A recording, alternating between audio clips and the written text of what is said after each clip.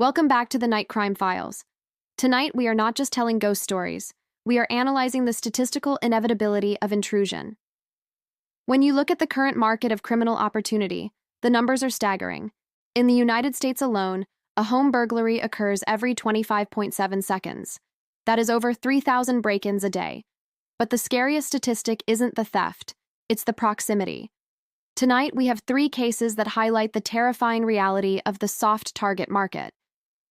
These aren't bank heists. These are crimes of opportunity where you are the commodity. But before we get into it, quick favor. My channel analytics show something that honestly drives me a little crazy. A huge chunk of the people watching these videos aren't subscribed.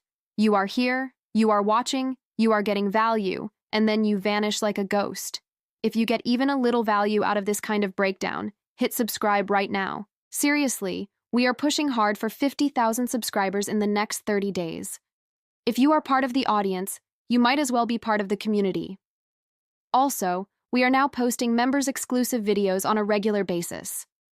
This isn't recycled content. A dedicated team is working behind the scenes to build these deep dive updates only for you, our special members, and the Night Crime Files. Now, let's enter the files with case number 1, which involves the vulnerability of the rental market.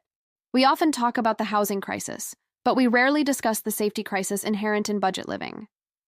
When you are young, desperate, and looking for a way out, you ignore the red flags. You ignore the layout. You ignore the locks. And that is exactly what the predators in the housing market are counting on. My dream was always to get my own place. It wasn't just a desire, it was a survival necessity. Ever since high school, the countdown to moving out was the only thing keeping me sane. I hated my dad growing up, and my mom wasn't much better. We would always butt heads. My dad would be drunk every weekend, creating a volatile, unpredictable environment. It was a mess. As I got older and dating became a factor, the toxicity of that household became a logistical nightmare. There was 0% chance I was bringing a girl back to that war zone. Because of this pressure cooker environment, I took the first exit ramp available. I moved out at 19 while attending a commuter college nearby. My parents refused to finance my escape, so I was diving into the budget rental market, scouring Zillow, Facebook Marketplace, and Craigslist like it was a full-time job. This is where the first market analysis comes in. College towns are high-density target zones for stalkers and voyeurs because the turnover rate of tenants is so high, security measures are often neglected. I found a rental that looked affordable, and I jumped on it. The layout is critical to understanding the failure of security here.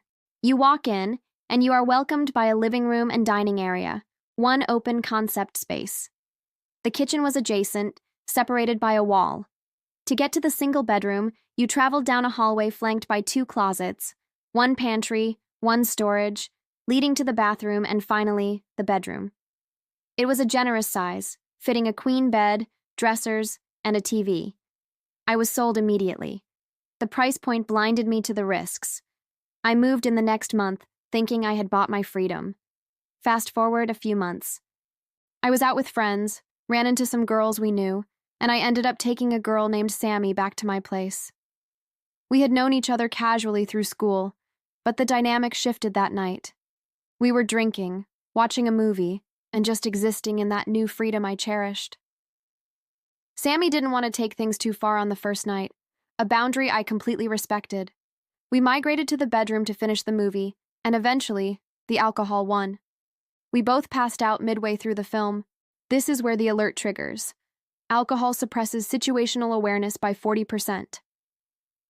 I woke up to the sound of footsteps in the hallway. It was the dead of night. I looked to my side, empty. I jumped out of bed, looking down that long hallway, and saw Sammy in the living room. She was gathering her things off the couch, but she was moving with a terrifying precision, quiet, hurried. I assumed she was doing the Irish exit to avoid the morning awkwardness. I didn't say a word. I went back to bed, heard the front door click, and for good measure I called out, "Sammy?" No response. She was gone. I drifted back to sleep, but the subconscious brain is a powerful alarm system. About an hour later, a loud noise jolted me awake.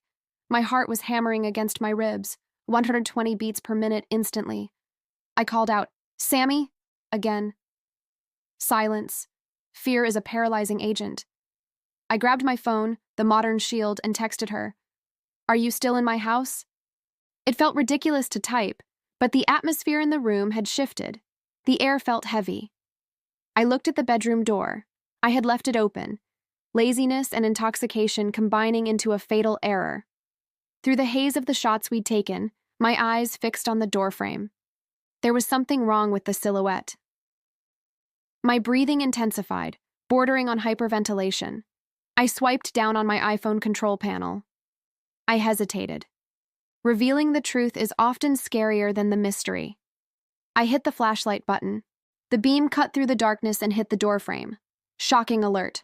I wasn't alone. There were two hands, pale, distinct, human hands, wrapped tightly around the molding of the doorframe. The reaction was instantaneous. The moment the light hit them, the hands tightened, knuckles white with tension, and then pulled back out of sight into the hallway. The scream I had been suppressing for 3 seconds ripped out of my throat, a mix of primal dread and aggression. I screamed, "Get out! Get out!" repeatedly.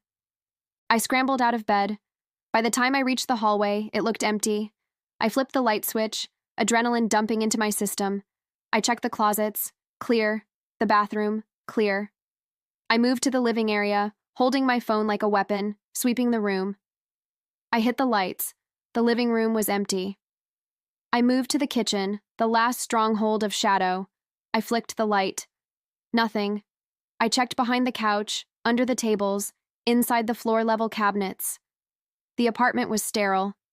I ran to the front door to lock it and realized I never heard the front door open or close after Sammy left. The silence was deafening. I called Sammy repeatedly. When she finally answered, groggy and confused, she confirmed she had left hours ago because she couldn't sleep. I didn't tell her what I saw. I called my best friend, spamming him until he woke up. He rationalized it. Sleep deprivation, alcohol, a mid-sleep hallucination. It made sense. The brain tries to protect itself with logic. I laughed it off, apologized, locked my bedroom door, and forced myself to sleep. But the next morning, the forensic reality set in. I walked to the doorframe in the harsh light of day. I looked at the paint. My heart stopped. There were greasy, distinct smudges, fingerprints, left in the exact positions where I saw the hands. It wasn't a hallucination. It was a physical intrusion. I took a photo, which sits in my iCloud to this day as a digital scar. My dad called me a buffoon for not locking up. But the market reality is this. Someone entered my home, watched me sleep, and when caught, they didn't attack. They hid. They played a game. I moved out the moment the lease was up. The rental market is a numbers game, and that night my number was almost up. Let's move to case file 2. This case analyzes the soft target paradox. We assume that large family homes in the suburbs are safer than city apartments. Market analysis shows this is false. Larger homes have more points of entry, more blind spots, and often more predictable occupancy schedules. My parents' house was a shell. My dad was a corporate traveler, and my mom lived a life that revolved around being anywhere but home. It wasn't abandonment, but it was neglect by absence. From 16 onwards, I was the custodian of a 4-bedroom ghost town. I ate alone. I slept alone. As an only child, this solitude was my baseline. I convinced myself it was freedom.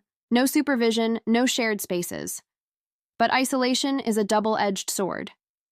On this specific night, the calendar was marked for solitude. Dad was out of state. Mom was at my aunt's house to avoid a late-night drive. "It's just you tonight," she said. Standard operating procedure.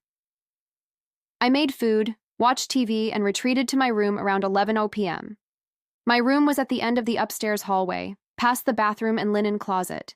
I kept my door open, a habit instilled by my parents to listen for intruders, which is ironic given they were never there to protect me. I shut my laptop, doom-scrolling on my phone, when the digital threat vector opened. My phone rang. No caller ID. Now let's look at the data. No caller ID calls are usually spam or telemarketers. But at midnight, that shifts the probability toward malicious intent. I ignored it. It rang again immediately. The persistence overrides the logic. I picked up, expecting a prank or an emergency. Silence. Then a sound. Faint. It sounded like audio. A TV track. And then the sickening realization. I could hear my own TV. I had left the living room TV on downstairs as background noise. The audio coming through the phone receiver was matching the audio vibrating through my floorboards. It wasn't delayed. It was perfectly synced. This triggers a red alert in the brain. For the audio to be synced without latency, the source of the transmission has to be local. Someone was downstairs, standing in my living room, holding a phone up to my television.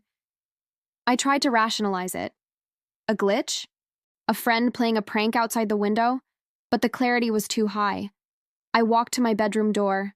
I screamed out, "Who's down there?" hoping to shatter the prank. The line went dead. My mouth went dry, a physiological response to acute threat. I walked to the stairs. I heard the TV, and then a creak, the distinct groan of a wood floorboard taking weight, then a throat clearing, a human sound, unmistakable. I retreated to my room, locked the door, and dialed my safety network. "Dad?" No answer.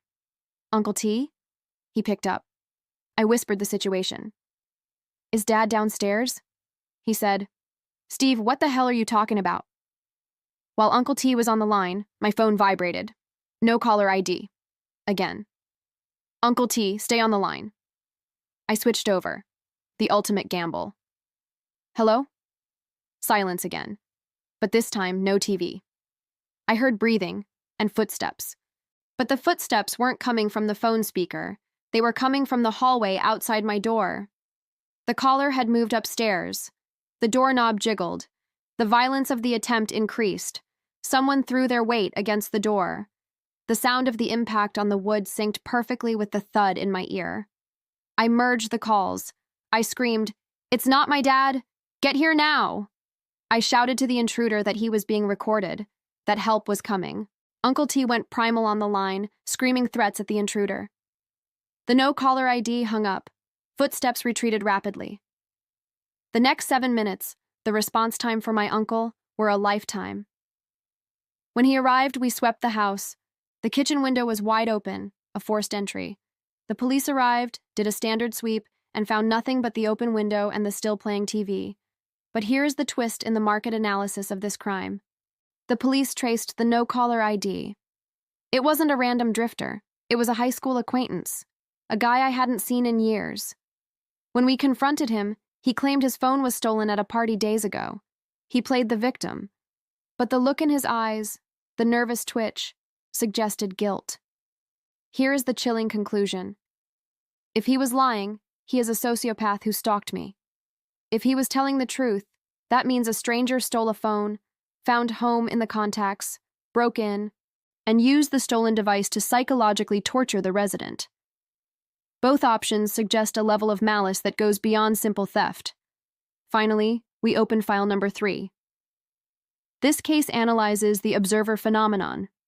Statistically, a significant portion of break-ins are not for theft, but for the thrill of proximity. The market value here isn't a TV or jewelry, it is your fear. We were 23, fresh out of college, holding on to the glory days. The venue? Cody's basement. It was the standard pre-game spot, parents upstairs but chill, secluded basement, alcohol flowing. The crew was me, Cody, Randy, and Jake. We hit the dive bars, danced, drank too much, and eventually, Cody and I tapped out.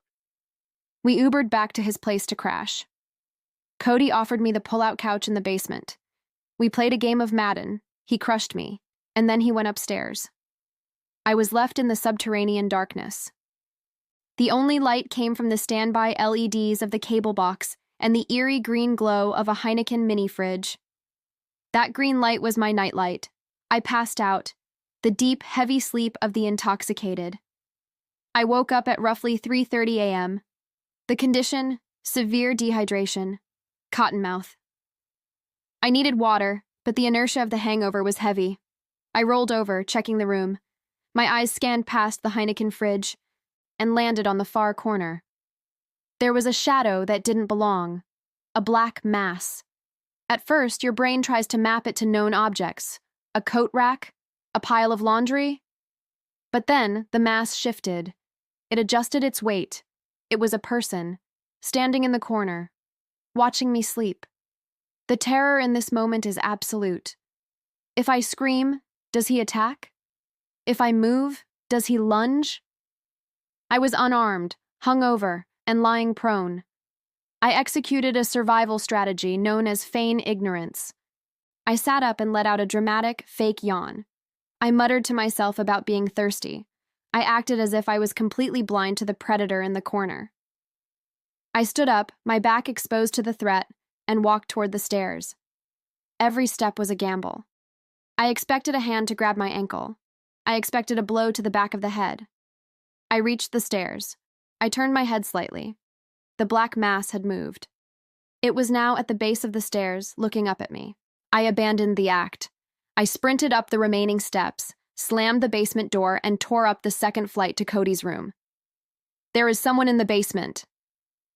We woke his dad. The adrenaline override was chaotic.